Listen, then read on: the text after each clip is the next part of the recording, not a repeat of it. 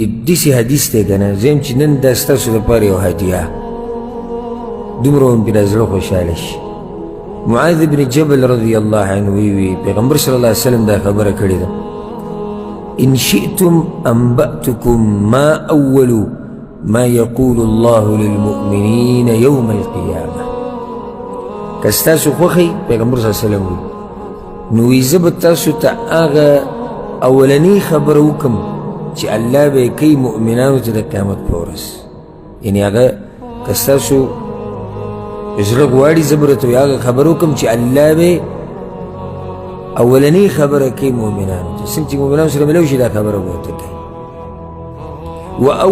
وما اول ما یقولون به، او دا به درته ووایم چې مؤمنان به اولنۍ خبره څه کوي.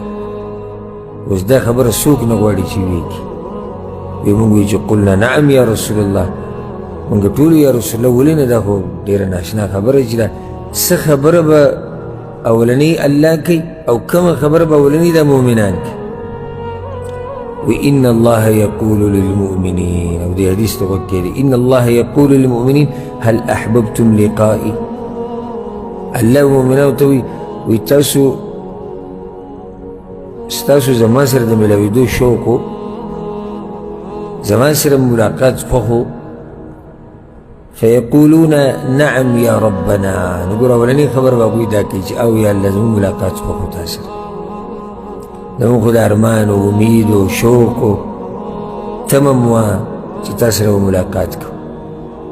فیقول لما، الله ورته وایي ولې، یعنې زما سره د ملاقات شوق ولې ولې ستاسو زړه کې دا تمه وه دا امید و دا مینه دا محبت د دې ملاقات سره ولې.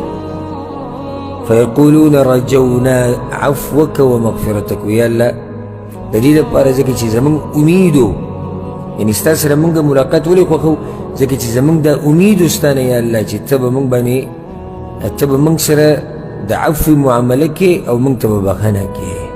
ګوره ښه ګومان دی چې یعنې موږ تا سره ملاوېدو یا الله، اوس د الله سره ملاوېدو معمولي خبره خو نه ده، دا خو د یېرې خبره هم ده. یو سړی الله ته مخامخ شي او الله ورسره حساب کتاب وکړي، خو دی خو تباه دی، نو دا خو د یېرې خبره هم ده که نه. نو الله ورته وایي چې تاسو زما سره ملاوېدل څنګه خوښول، یعنې څنګه تاسو زړه کې دا خبره موږ به د الله سره ملاوېږو، دا پټه خبره. وایي دا د دې د لاسې ځکه چې زموږ دا امید و چې ته به موږ سره د عفو او د کرم او د درګذر معامله کې او موږ ته به بخښنه کې. فیقول، نو الله ورته څه وایي قد وجبت لكم مغفرتي، ستاسو دپاره زما بخښنه واجب شوې ده، زه به ستاسو ګناهونه ټول بخښم.